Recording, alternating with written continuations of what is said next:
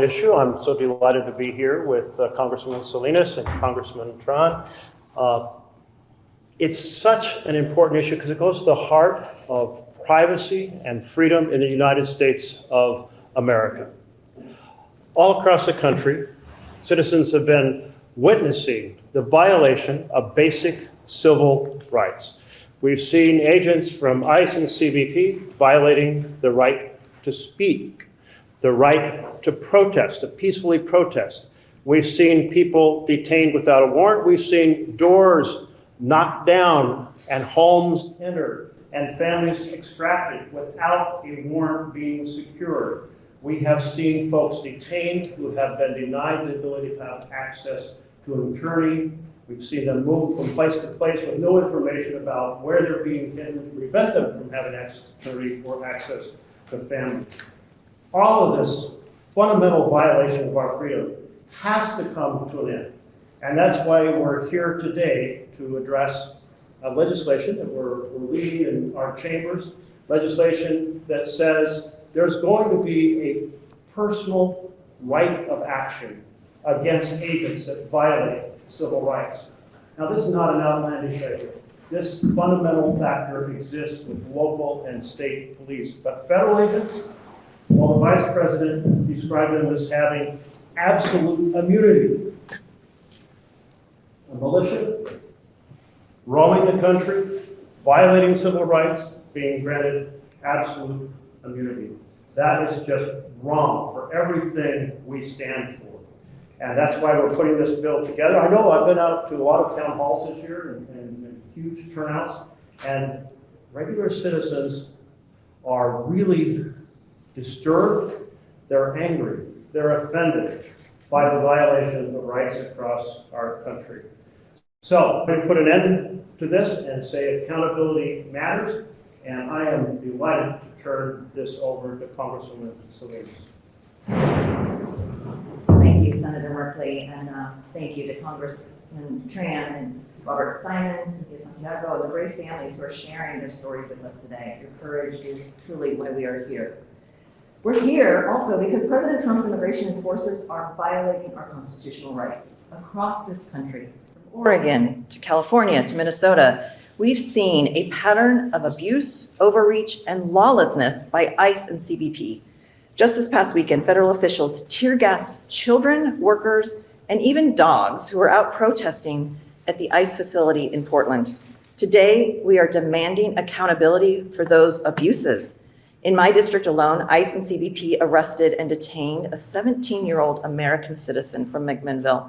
They arrested and denied due process to a wildland firefighter from Kaiser who was actively protecting communities from wildfires up in Washington. And just this week in Salem, ICE agents attacked my constituent, Maria, a US citizen that didn't stop ICE from pulling her over. They smashed in her car window, dragged her out, tearing her rotator cuff, and only then did they stand down while she was laying in the middle of the road, and she showed them her proof of citizenship.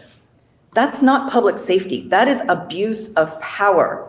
And when there are no consequences, these violations will continue across the United States. That is why I'm so proud to be here to help introduce the ICE and CBP Constitutional Accountability Act. The bill is simple. If ICE or CBP officers violate someone's constitutional rights, the victim can sue the federal government to hold them civilly liable. If the court finds that ICE or CBP violated someone's rights, the damages awarded would be drawn first from the Republicans' big, ugly bill funds. Their bill handed more than $150 billion to ICE, CBP, and DHS, which Trump has used to implement this cruel enforcement campaign nationwide. By paying damages with the money from the one big, ugly bill, this helps us. It puts a check on ICE and CBP by going after the funds used to actually terrorize our communities with taxpayer dollars.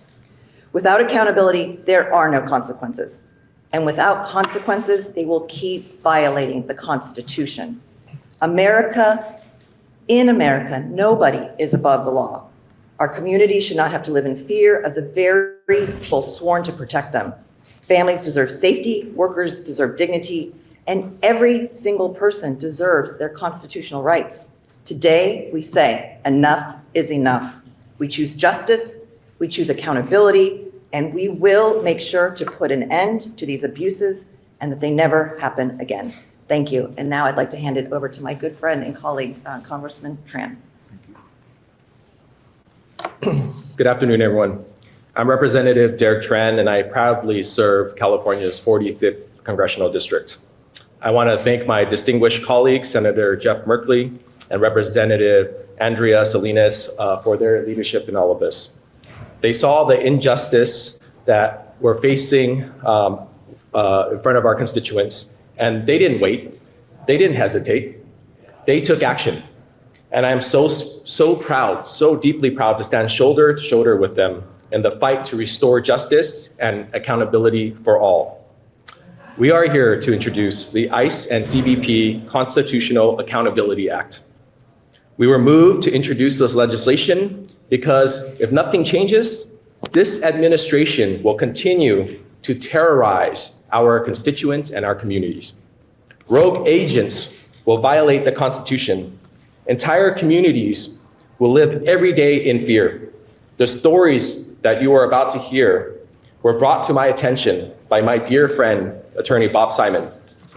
We met as young lawyers fighting for justice in the courtroom, and Bob has been a steadfast ally to me when I brought the fight to Congress. I couldn't be prouder to welcome Bob and Cynthia Santiago to the Capitol Hill to speak truth to power. Many of you know my background. I grew up as the son of Vietnamese refugees. My parents fled communist government oppression. Journalists are jailed for telling the truth.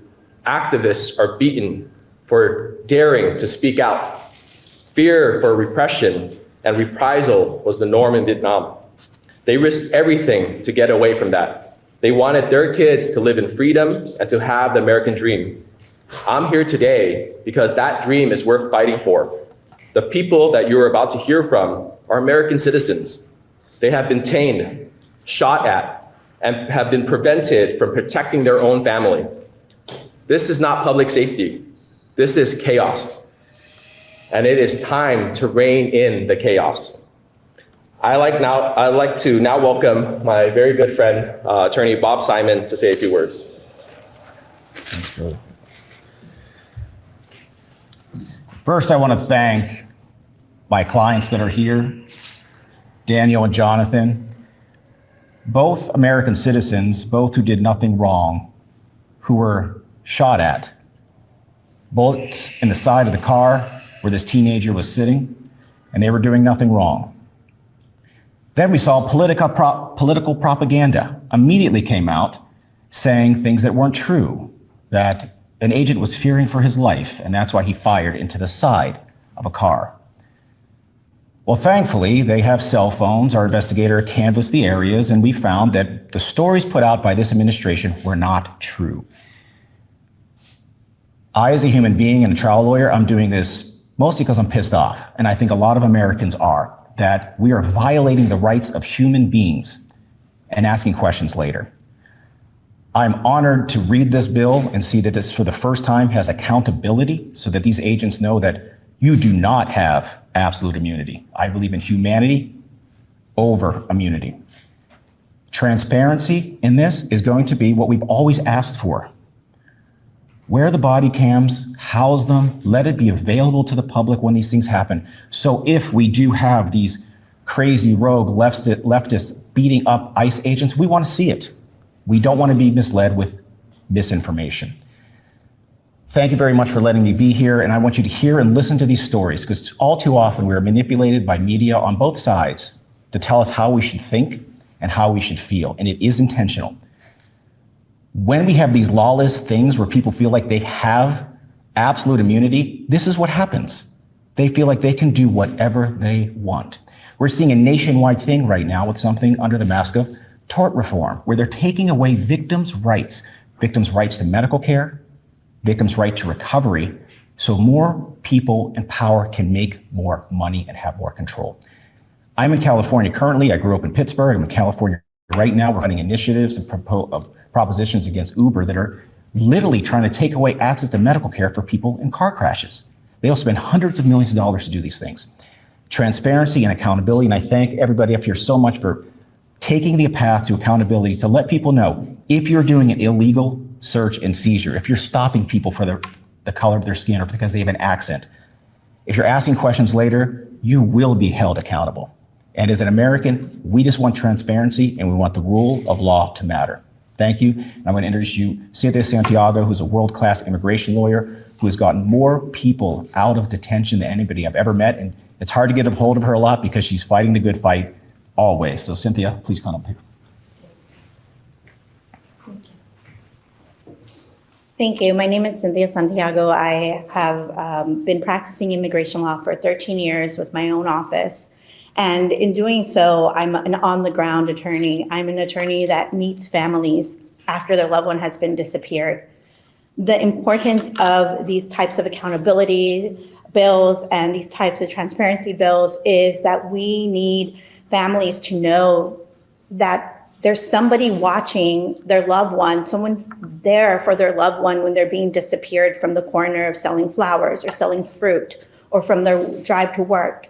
We need families to also know that if ICE agents and CBP agents use violence and aggression, that they have some type of accountability, that there'll be some type of repercussion for this excessive use of force and unlawfulness, because many of these stops are not targeted. They're not based on any justification or warrant. They're based on the person's skin color, the person's ethnicity, the person's appearance. And so what I'm seeing on the ground is that there's community members that are coming out and basically wanting to document this injustice and wanting to do what Americans do. We stand up for our rights, and unfortunately they're met with such aggression and excessive force. I represent, along with Bob, many individuals who have been shot at, who have been targeted and assaulted by these ICE officers, CBP officers, who are also going into our communities, making up rules and laws as they go and thinking that the public does not have these rights. And that's something that we must put an end to. We must hold them accountable for their actions. We must protect our children from seeing these things in our community. We must protect our families that are just trying to make a day of work and make their families, dreams come true. And instead, they're being met with aggression and violence in this reign of terror. And so thank you very much for all of you to present this bill. Thank you. I'll be introducing Jonathan, who is one of the victims in this incident. My name is Jonathan Longoria. I'm a 19-year-old natural U.S. citizen born. On August 16, 2025, around 8 a.m., my dad Francisco, my sister's fiance Daniel, and I were on our way back home from delivering some orders from our party supply business. We were only a few minutes from our home when out of nowhere, a truck with no license plate, no sirens, no police marking, suddenly cut us off and blocked us in with two other unmarked cars behind us. Immediately after they blocked us in, 4 men in masks came out of the cars with their guns drawn and pointed at us. Walking towards our truck, they just started trying to open the car doors and hitting the windows. We asked them to identify themselves and say what they wanted, and they refused to answer. They just kept saying, open the doors or roll the windows down and get out. And we said no, because they had no warrant and we had no idea who they were. Suddenly, the agent by my dad's side shattered his window and punched him in the face. Then another agent broke the passenger side window right next to me. We were terrified and scared for our lives. My dad drove forward since there were no agents in front of the car. And after we had passed by them, the agents on the passenger side fired several shots at our truck, trying to kill us all, hitting the passenger side of the truck several times. My dad told me to call 911 and tell them what happened right after. Once we got home, San Bernardino Police Department officers came to our house and detained my dad, handcuffing him and talking to him in the squad car. After seeing that he had no criminal record, they let him back in the house and told us that FBI was on their way to find out what happened. As soon as the San Bernardino police officers left, two guys started walking to our gate and told us to let them in. We asked them who they were, and they said FBI, but they did not have no FBI uniform or markings. We asked them to identify themselves, and they said they were with DHS HSI. Homeland Security investigation, not FBI. But that for all intents and purpose, we are FBI. The agents were being pushy and aggressive, and after what had just happened, we did not want no HSI agents to come inside our house, so we told them they couldn't come in without a warrant. After that, more HSI agents started showing up to our house, and for the next 3 hours or so, they waited outside as more and more people came. Eventually, they decided to leave. Then on August 28, around 4 a.m., they came to our house, more than a dozen agents armed in tactical gear with assault rifles, night vision goggles, to arrest my dad. They broke 2 of our doors to get inside, even though they knew we had attorneys and could be contacted through them. They just broke the doors and all had their guns pointing at us, yelling us, although we aren't violent criminals. We were asking for them if they had a warrant, and finally they showed it to us and took my dad. All of this just to recognize them if they had a warrant, and finally they showed. All of this just to recognize my dad didn't do anything wrong and didn't hurt anyone, and dropped the charges a few weeks later. This entire experience was terrifying. These agents should not be violently and aggressively stopping people while wearing masks. In unmarked cars, no body cams, guns pointed at innocent people, and refusing to identify themselves. This administration says that they're only going for violent criminals, murderers, drug dealers, which we aren't. But we were treated like violent monsters. Now I'm scared that other cars on the street could be ICE agents going to attack us again. I'm scared that by speaking up, they will attack us again. Thank you. Jonathan, thank you so much for sharing your story. It's so powerful because what happened to you and your family is happening to people all over this country. We're going to hear some other stories, but I just want to thank you for sharing that. And no one should go through this type of abuse here in the United States of America, where we have a Constitution, where we have rights, where we have a Fourth Amendment, and yet this administration is violating it every single day. And this type of oppression, it's like, it really is, secret police have come to the United States of America, and we have to put an end to it. And next, we have, No, that's it. We do we have anyone else speaking? we could take questions. Are there any questions from the Yeah. audience? If we have questions from the audience, you can take them now. This gentleman has a camera ready. Anybody want to ask a question? Sure, in the back. Can you talk a little bit more about the bill and how this is different from the Democratic demands right now? From the, The demands of Democrats as part of the shutdown. so, my hearing is not so good, so I think you said from the demands How of is the. this bill different from the current demands that Democrats are asking? Well, there are a whole list of things that are going wrong that we're hoping to negotiate and address. And one of the first is roving patrols have to end, going into sensitive places. By sensitive places ranging from the courthouse to places of worship, to the schools, to the daycare. And let me also add the importance of polling places. We have seen the president comment just yesterday that he wants to nationalize the elections and have Republicans in charge of them. We see what he's doing in trying to set up a national voter registration database, the gerrymandering that he's been promoting all over the country to change the balance of power and make it disproportional to favor one party out of sync with the way people have actually weighed in at the ballot box. We have seen his fierce opposition to vote by mail because he wants to manipulate the election on election day. I mean, there's so much else going on, but this is one piece of the puzzle that is so important in defending civil rights, and this bill puts a direct focus on it. And by doing it as a bill, not just a conversation piece, we're saying, let's pass this bill. Let's defend the civil rights of people across this nation. Does the bill address election concerns? Is it a, Does it address election concerns? No. no, it doesn't address election concerns directly. No, this is about civil rights being violated by ICE and by CBP. Yeah, this And is I'll it's say, a single issue like- bill. Reading it as a non-politician, it's like 4 or 5 pages, very to the point. And I think that's what we all want. We don't want other things added to it. We're just fighting in the courtroom for these folks, but it's a single issue. It does address elections in one way, and that is there's been threats that we may see CBP and ICE deployed as intimidators in an upcoming election. And so in that sense, if there's a violation of civil rights, that could certainly be connected to elections. Anything you all want to add? Oh, that's a great point.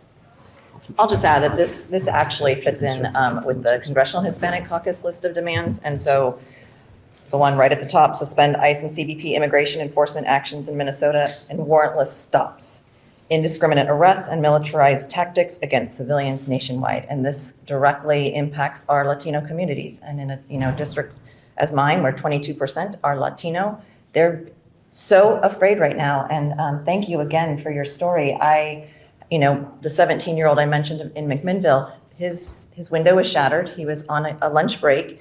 17-year-old citizen, they got glass in his eye. He was so fearful of everything that had happened and so traumatized, he wouldn't go to the doctor. He will not speak to anybody. It has been months, and he still has not been able to share his story. These are lingering impacts of our children right now. Kids are afraid. They're having nightmares and panic attacks. When somebody doesn't get to school, a friend doesn't come to school, they're fearful that they've been stolen and taken away from their community. This has to end. Any other questions before we conclude here today? Sure. So since the Republican Party is controlling most of the House, I'm just wondering how do you guys plan to pass the bill? You want to answer this one? Sure. I think it's a bipartisan bill. I don't think this is anything that's red or blue at all. If somebody votes against it, they're voting for green. That's my honest opinion. Look, at the end of the day, what we can do is highlight these stories like what Jonathan shared and bring forth legislation that makes sense, not just on democratic values, but values as an American citizen. And I talked about my stories of my family and being oppressed in a communist regime. That's what we're seeing every single day out here. So I do agree with Attorney Bob Simon that this is a bipartisan issue where we see civil rights being affected on U.S. citizens. They should have the remedy to go after these ICE and CBP officers. All over the world, we have witnessed secret police in action. Folks who show up without any individual identifier, agency identifier, face masks, coming all hours of the day, sometimes at night, knocking down doors, grabbing people, throwing them into unmarked vans, disappearing them, and denying access to an attorney. All of that is happening right here in the United States right now. And anyone on any party who took an oath to the Constitution, which protects these rights, should be on this bill. Thank you all very much for coming today. Appreciate it.